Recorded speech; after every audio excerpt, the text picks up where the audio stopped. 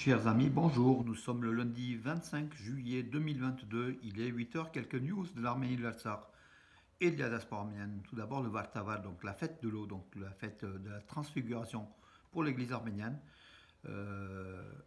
Donc à Yerevan, à Gümli, donc avec la place centrale de Vartanians face à la mairie. Des milliers et des milliers de personnes ont joué à cette fête de l'eau en se balançant les uns sur les autres de l'eau. Donc hier, toute la journée, toute l'Arménie, toutes les villes et villages d'Arménie étaient en liesse donc, pour la fête de l'eau. Donc voilà, avec des scènes très très cocasses et très très, comment dirais-je, avec des milliers de citoyens arméniens, peut-être aussi des touristes, qui s'y plaisaient, donc qui s'y plaisaient sous un soleil donc en Arménie donc pour cette fête de Vartavar, la fête de l'eau. Elle était réalisée aussi en diaspora, aussi dans nombre de communautés arméniennes, hein, donc peut-être ici à Valence. Donc je n'ai pas vu, mais certainement, il a dû se passer. Voilà.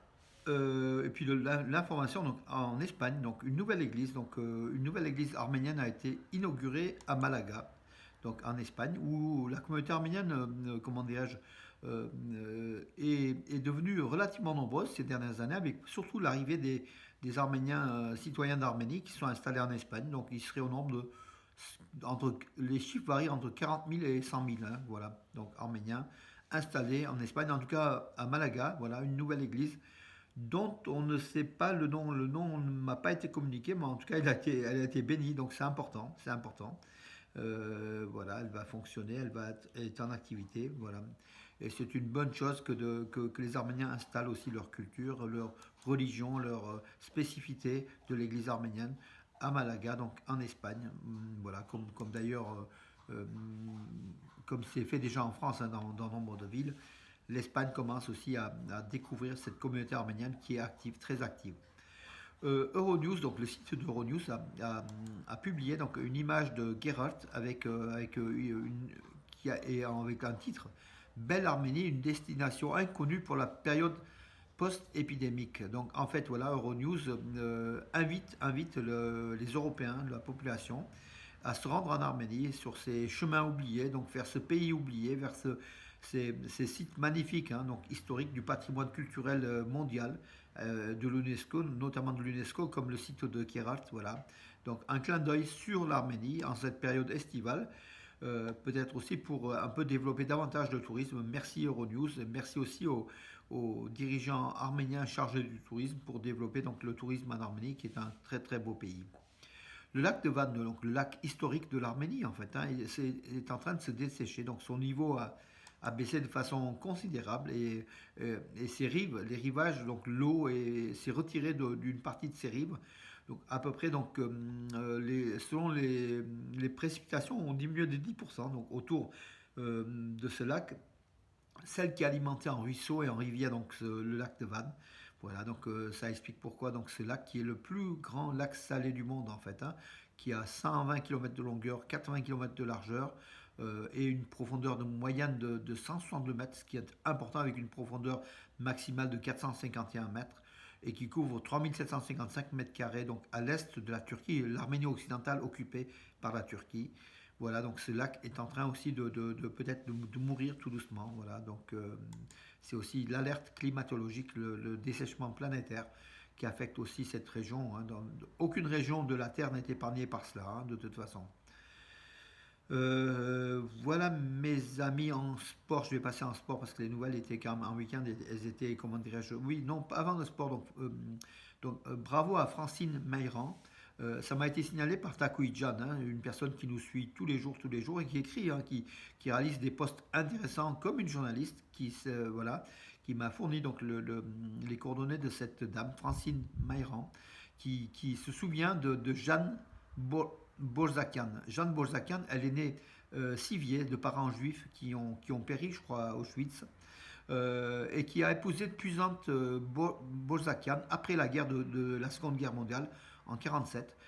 Tous les deux étaient des résistants FTP-MOI, donc des communistes étrangers, qui ont résisté aux Allemands, voilà.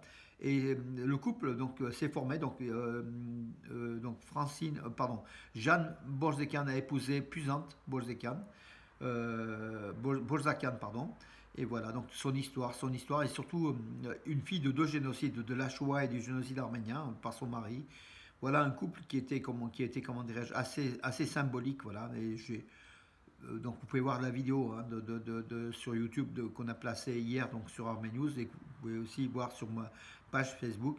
En tout cas, bravo à Francine Meyeran, une amie donc de Jeanne Bozakian, qui a raconté cette histoire. Voilà. Et bravo aussi, merci à Takuijan. Et puis à tous ceux qui me signalent de temps en temps des choses. Hein. Je ne vois pas tout, on ne voit pas tout de toute façon. Et puis on récupère, et puis on en parle tout simplement pour qu'un plus grand nombre puisse découvrir ces histoires particulières, mais qui font de l'histoire. Hein. Ce sont des histoires personnelles, mais qui font partie de l'histoire de la France, de l'histoire de l'Arménie, de l'histoire d'Israël, tout simplement, de l'amitié entre juifs et arméniens. Ça existe aussi, mes amis, bien sûr, il ne faut pas dénigrer cette amitié-là est réelle, et puis il y a beaucoup de points d'affinité entre nos deux peuples, même si Israël n'a pas reconnu le génocide aujourd'hui, même si Israël pratique une politique pro-turco-azérie, on le sait, voilà.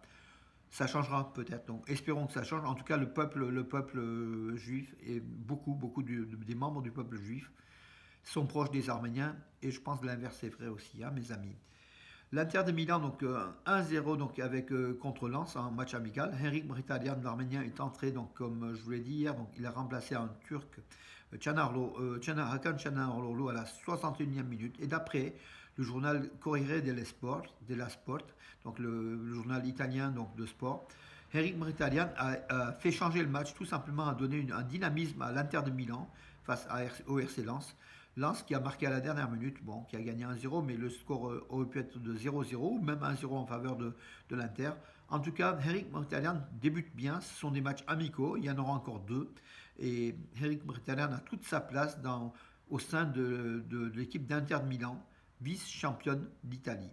Et puis surtout, donc Henrik qui a quitté Rome, Leonardo Spinazzola, le défenseur de l'AS Rome, son ancien collègue, affirme donc voilà, Mkhitaryan va nous manquer. C'est une personne exceptionnelle, voilà, mais on croit. Nous on l'a rencontré, on le connaît, Eric Mkhitaryan, plusieurs fois ici à Valence, où il a passé des années, notamment lors du match Luxembourg-Arménie, il était revenu voilà, à Valence, et puis il a vu tous ses anciens amis.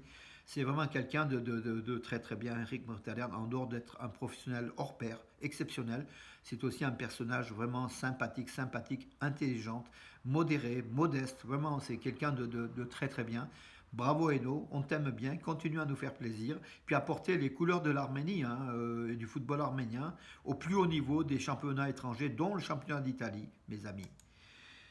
Voilà mes amis, écoutez, j'en ai terminé pour aujourd'hui. Je vais vous donner donc rendez-vous à demain en ayant un peu plus de nouvelles mes amis. Et puis je salue tous mes amis. Hein. Vous étiez encore plusieurs centaines hier à suivre mes vidéos. Voilà, merci et bonne journée de lundi.